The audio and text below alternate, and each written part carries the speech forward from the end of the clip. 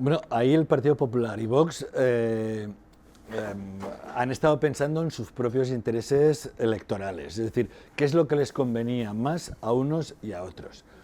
En el caso del Partido Popular tenía pánico cerval a ir a elecciones porque existe la posibilidad de vuelco electoral en el País Valenciano, como decimos nosotros, hay partida,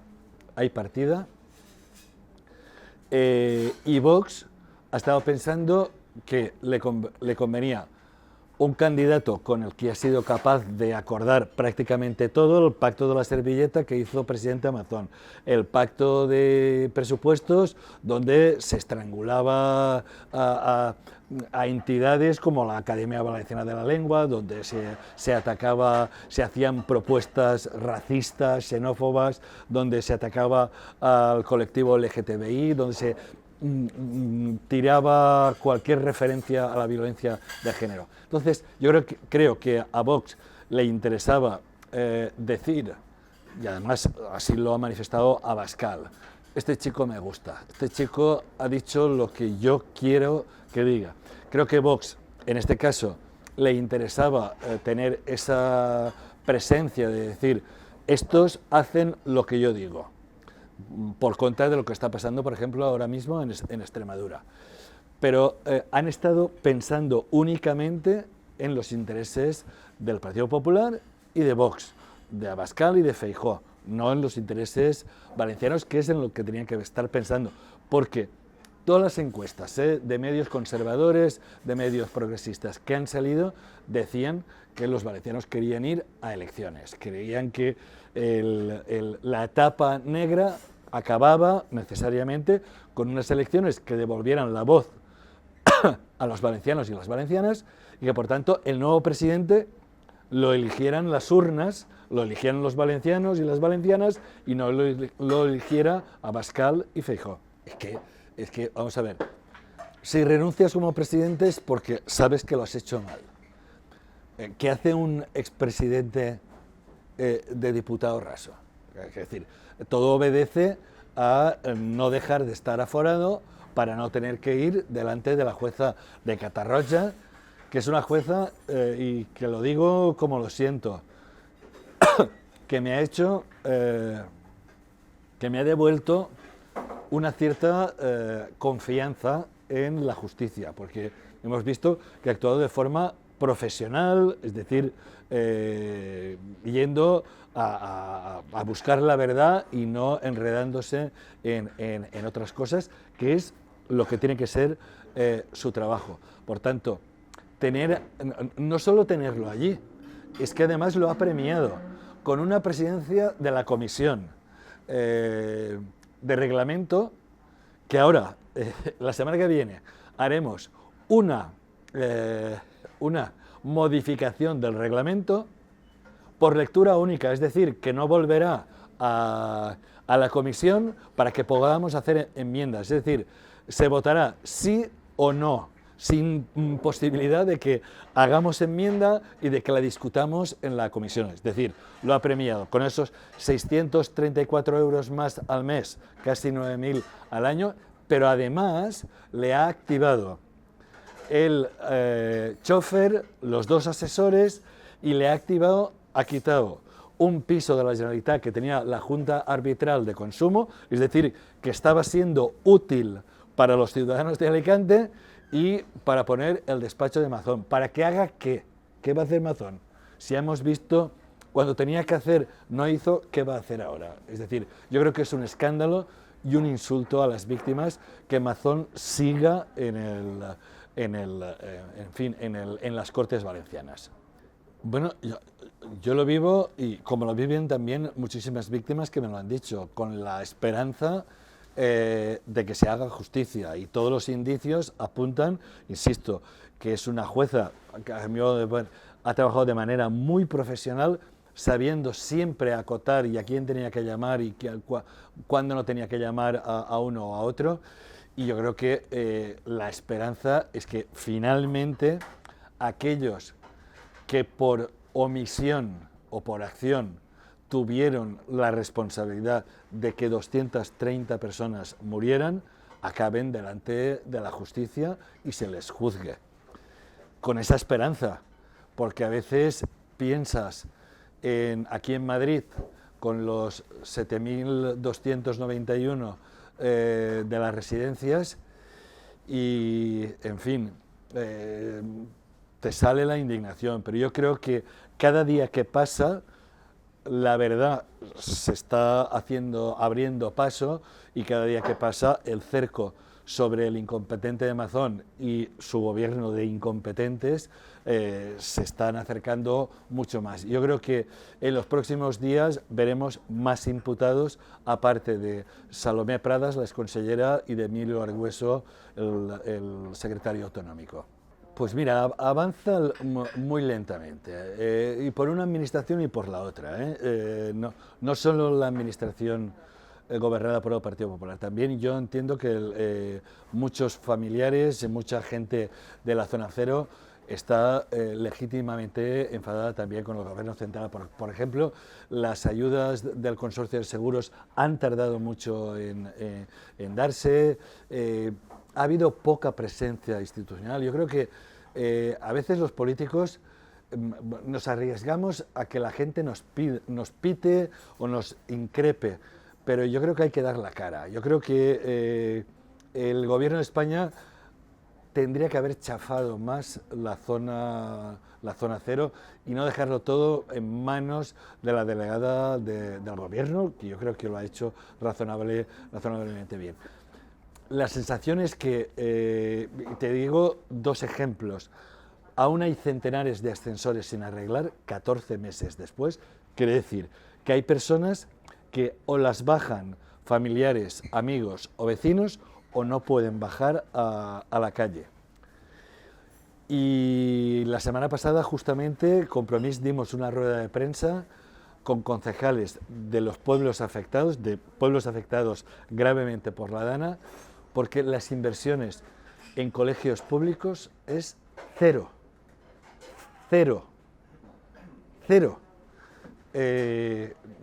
Y dices, en 14 meses se han dado contratos de emergencia a empresas vinculadas al Partido Popular, pero para reconstruir, para rehacer, para acondicionar colegios públicos gravemente afectados por la Dana, cero inversión, cero. Nuestra rueda de prensa, además, fue cero, con un conseller que, insisto, un conseller que se fue el día de la Dana a la 1 del mediodía, con alerta roja, no avisó a nadie y se fue a su casa a Alicante a la 1 del mediodía. Es decir, no esperó ni a que terminara su jornada laboral, a la 1 del mediodía para asuntos familiares. Hay mucha indignación, hay mucha indignación y mucha rabia, y por eso esa es una de las claves de que no hayan habido elecciones. Si el Partido Popular hubiera estado seguro de que hubiera tenido un buen resultado o que no hubiera habido posibilidad de cambio, hubieran convocado elecciones. Por eso te digo que no han pensado en lo que querían los valencianos, han pensado en lo que les interesaba a ellos, y evidentemente la gente está legítimamente cabreada. Bueno, justamente hoy es el día que está convocada la huelga. Tengo dos hijas que irán a la huelga hoy. Evidentemente, hay toda una serie de condiciones que han ido empeorando en estos 2 años. Condiciones laborales, salariales también.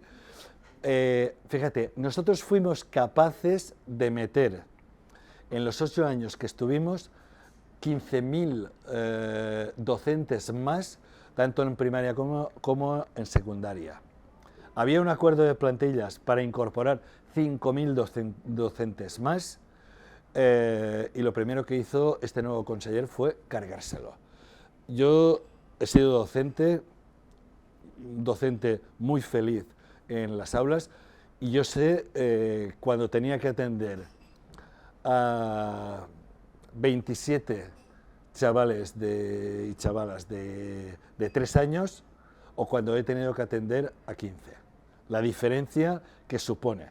Es decir, con 27, yo que era profesor de educación física, me daba para atar zapatos, quitarles los mocos y hacer...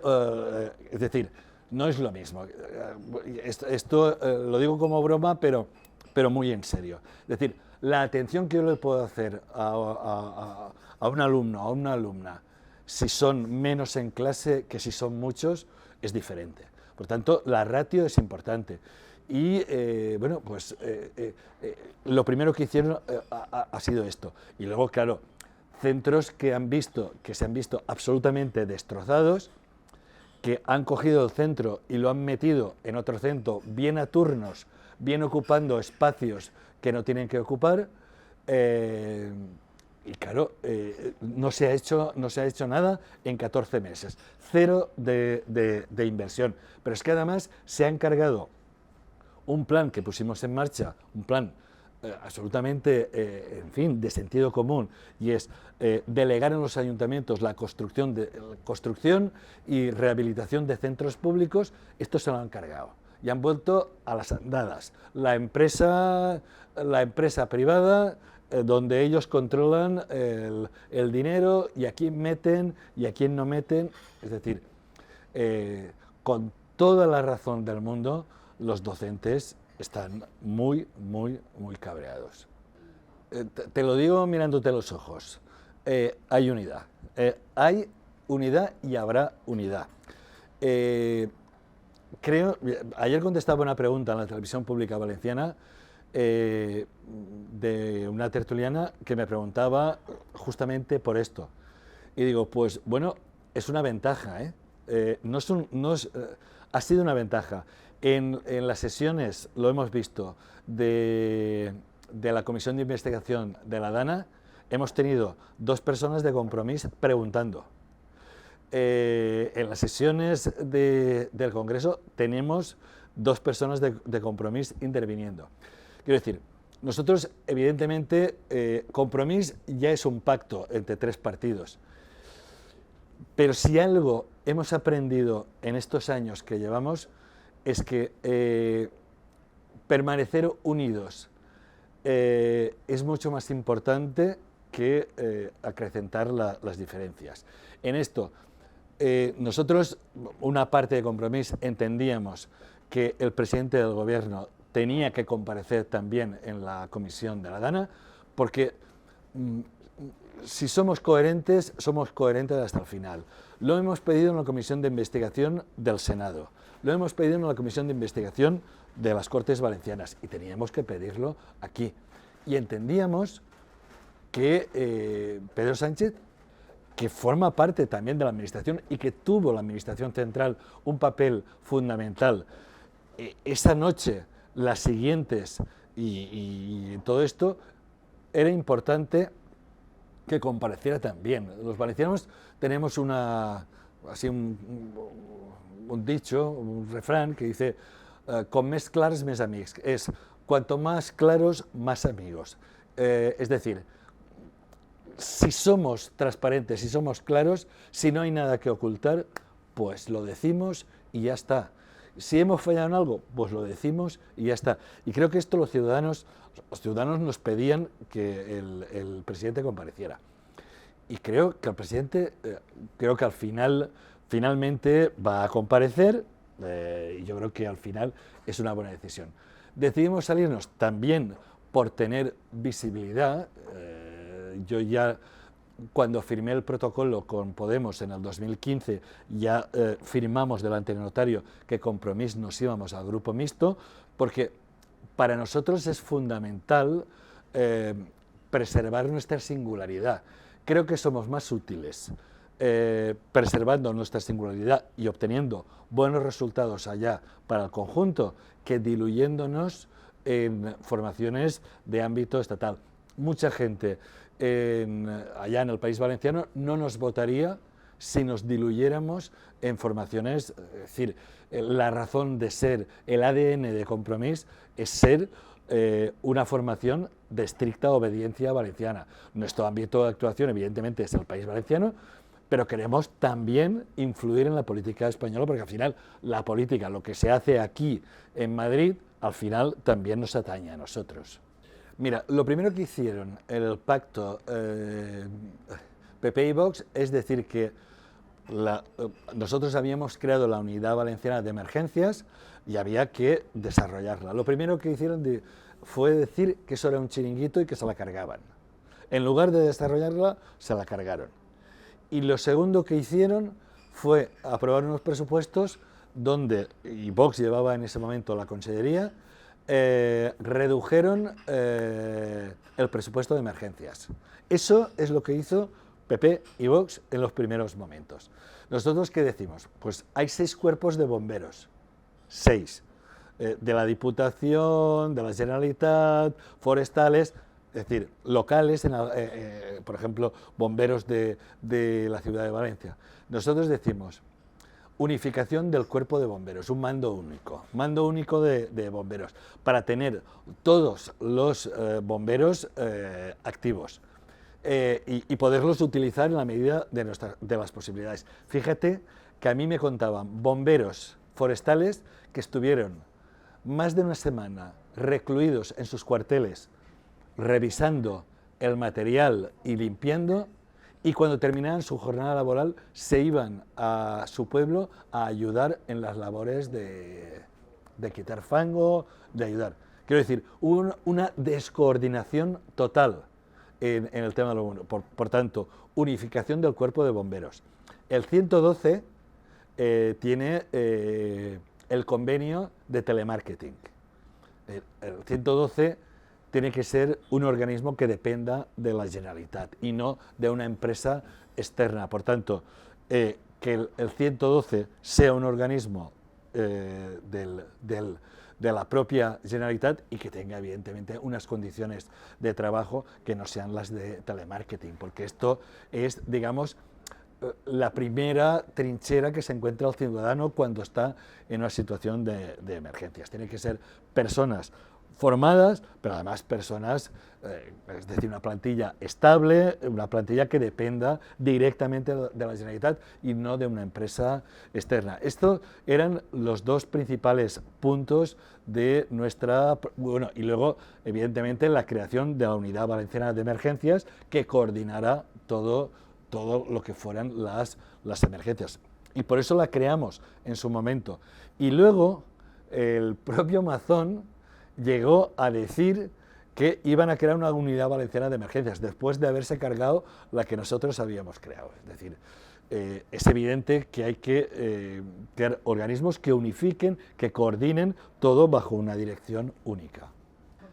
Es que lo primero que hacen es cambiar la ley de Apunt. Es decir, había unas mayorías reforzadas para elegir al director de Apunt, en el que necesariamente el que esté en el gobierno necesitaba los votos de la oposición. Por tanto, había que negociar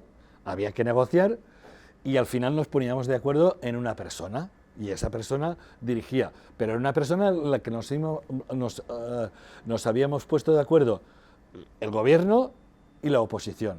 Estos cambian directamente la ley para que, lo que hicieron también en el Congreso de los Diputados, lo que lo hizo Rajoy, cambiar la ley para que se elija por mayoría absoluta, es decir, no mayoría reforzada, es decir, para que no tenga que contar con la oposición. Se nombra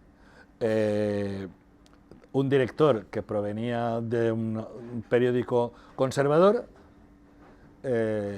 y el director del periódico conservador apuesta por los toros, apuesta por el castellano, porque, es decir, como tenemos tantas emisoras en valenciano, tenemos una, y apuesta porque dice que tendrá más audiencia, más toros, más castellano, menos valenciano, contratar a Toni Cantó, que como todos sabemos, todo lo que toca lo convierte en oro, en fin. Resultado, las audiencias están hundidas. En el programa del viernes de Toni Cantó, en muchas franjas horarias, la audiencia fue cero. Ayer hice yo la entrevista y me vieron 2.000 personas. De 5 millones de valencianos y valencianas, me vieron 2.000 personas.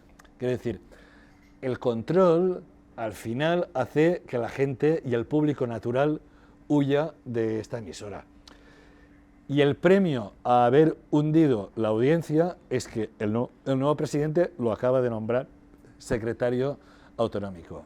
Es decir, se ha cerrado el círculo. Hemos hundido la audiencia, hemos metido toros. Contratamos con productoras amigas, muchas no radicadas en el país valenciano, con productoras de fuera y, en fin, un auténtico desastre. Y luego se quejan, hombre, si lo hubieran hecho tan bien, tendrían audiencia. Yo creo que lo que les molesta en el caso de la televisión pública, televisión española, es que tenga audiencia. Ya está. Esto es lo que molesta. Y que sus televisiones autonómicas, absolutamente controladas, vendidas al Partido Popular, no tengan audiencia. Eso es lo que molesta. Pues mira, evidentemente hay que controlar el precio del alquiler. Y el precio del alquiler yo entiendo que no puedes dejarlo al albedrío de las ciudades. Es decir, Valencia es una zona absolutamente tensionada, Castellón absolutamente tensionada, Alicante tensionada. Conozco más el caso de Valencia.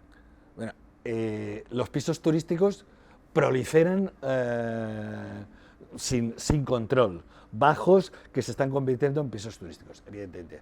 Primero, prohibición de los pisos turísticos. Ya no puede haber ya más pisos turísticos. Y luego, el control del precio del alquiler, hay que buscar fórmulas para que no dependa de los concejales de turno. Porque el Partido Popular, por ejemplo, en las tres capitales valencianas gobierna, pero no toma ninguna medida, no dice que hay zonas tensionadas. Es decir, el Partido Popular nunca va a declarar zonas tensionadas. Quieren que el mercado sea el que decida. Por tanto, yo creo que prohibir las viviendas turísticas, buscar la fórmula para que no dependa de los ayuntamientos el controlar el precio del alquiler. Este es un problema que no se va a solucionar en 4 años, pero si no empezamos, no se soluciona. Estamos en un 3% de vivienda pública. Hay que empezar a construir vivienda pública. Y hay que, todas las administraciones, hay que poner de acuerdo a las administraciones para construir parque de vivienda pública que nunca deje de ser vivienda pública. Es decir, no hago una vivienda pública y a los 5 años deja de ser vivienda pública, yo ya puedo especular con la vivienda pública. No. Vivienda pública, recursos públicos, para que siempre sea vivienda pública, para que no se pueda especular con la vivienda pública. Y luego habría que estudiar medidas para, y creo que ya se están utilizando o empezando a utilizar, estudiar medidas para que la vivienda no fuera donde va dirigido el dinero para especular básicamente. Es decir, el dinero siempre busca el rendimiento fácil. Si invertir en industrias, invertir en otros sectores productivos, ¿no? Si se gana más dinero en especular, el dinero va a especular. Lo vimos en la burbuja del 2007 y lo estamos viendo ahora. Vivienda. No se trata de construir, en el País Valenciano, podríamos construir 1 millón de viviendas y si no regulamos que esto no se las puedan quedar fondos, no se lo puedan quedar gente que va a especular, no servirá de nada. Por tanto, construcción de vivienda, pero al mismo tiempo medidas para que esta vivienda no acabe en los especuladores. Vamos a ver, yo creo que nunca una legislatura había estado tan comprometida como ahora. Pero también te digo una cosa, nunca como ahora las personas que amamos la libertad, que apreciamos lo que es tener unos servicios públicos fuertes, que sabemos de la importancia de tener gobiernos progresistas que puedan aprobar medidas, aunque en muchos casos con un Partido Socialista arrastrando los pies. Nos tendríamos que implicar para que la legislatura acabara cuando tiene que acabar la legislatura. Y digamos que el PSOE no lo está poniendo fácil. Yo creo que en muchos de los temas que les han afectado, su respuesta, en fin, ha sido arrastrando un poco los pies. Pongamos por caso los casos que estamos viendo ahora de acoso a las mujeres, en fin, de este tipo de personas, que creo que esto hace daño.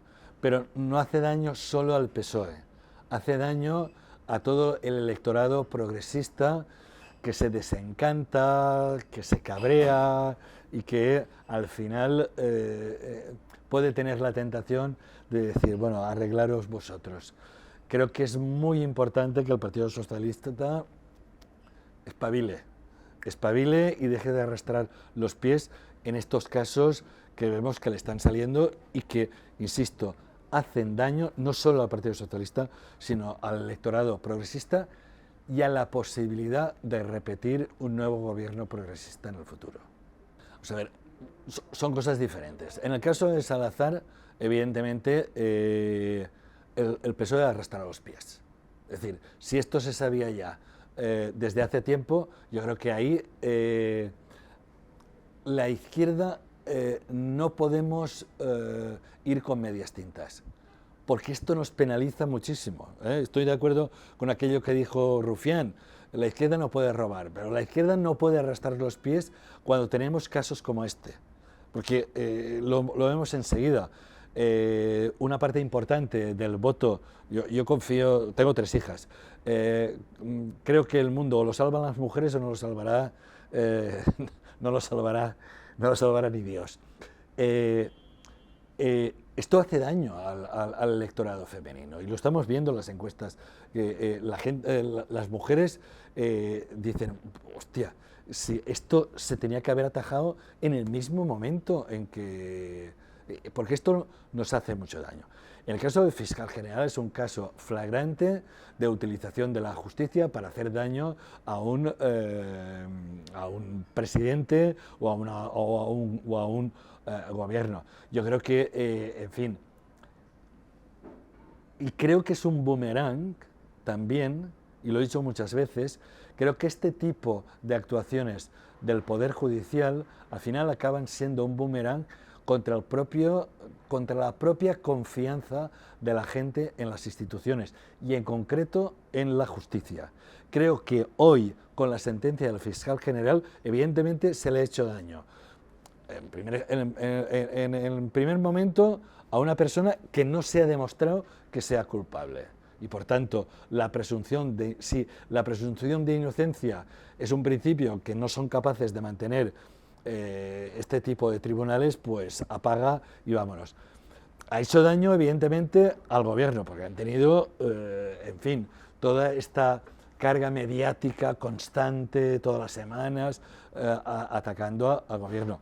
Pero insisto, creo que con la actuación, es decir, primero hago la sentencia y luego ya te diré, primero te digo cuál es el castigo y luego ya redactaré la sentencia. Yo me imaginaba... mi mujer ha sido jefe de estudios, tengo una hija que es jefe de estudios. Me imagino a mi hija diciéndole a un padre de un alumno o de una alumna, tu hija se va expulsada a casa y dentro de 19 días ya te diré por qué. Me imagino la cara de una persona diciendo, bueno, pero ¿por qué me la expulsas? Porque ha hecho algo, pero ¿qué ha hecho?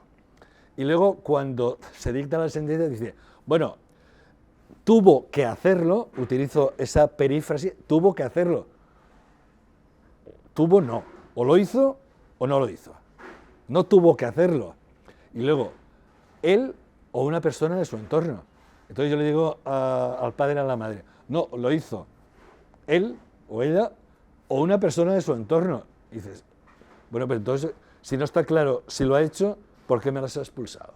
Quiero decir, La gente no entendemos esto y perdemos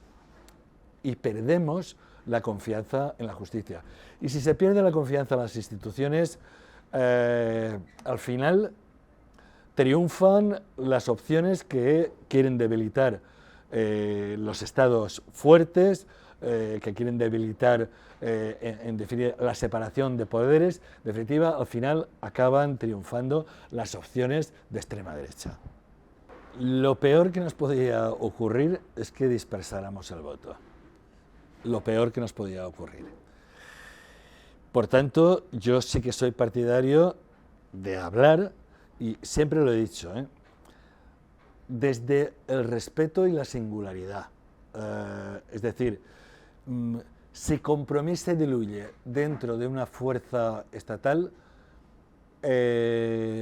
no seremos igual de útiles, porque mucha gente, en fin, percibirá que ya no somos, que hemos perdido nuestra esencia, nuestro ADN. Por tanto, yo creo que desde el respeto, desde la asunción que hay fuerzas en los territorios que somos fuertes, incluso aquí en Madrid, Más Madrid es una fuerza potente, fuerte, que se está empezando a llegar a las ciudades, a los pueblos de Madrid, a empezar a tener concejales, en fin. Creo que es importante que pensemos esto, y que lo pensemos, y lo he dicho hace un rato, con generosidad y con inteligencia y con humildad. A veces podemos tener la tentación de pensar, bueno, a mí me va bien, y bueno, yo, Santa Rita Rita, que yo me quede como esté. No. Tendremos que empezar a pensar en lo que es importante para los ciudadanos, en lo que interesa a los ciudadanos y no lo que nos interesa a nosotros como partidos. Y en este sentido yo digo, será complicado, será difícil, pero si no empezamos a hablar, al final vendrán las prisas y un 2 más 2 no será 4, serán 3 o 2 o 1. Las cosas hay que trabajarlas con tiempo y hay que generar ilusión. Es decir, no hacemos algo conjunto porque toca, sino porque creemos que es importante, que podemos ser útiles a los ciudadanos y porque podemos crear ilusión en los ciudadanos de que esto va a ser útil para mi vida cotidiana, para mis hijos, para mis padres, para, en definitiva, para el conjunto de la sociedad. Hay que pensar mucho más en el pronombre nosotros que no en el pronombre yo.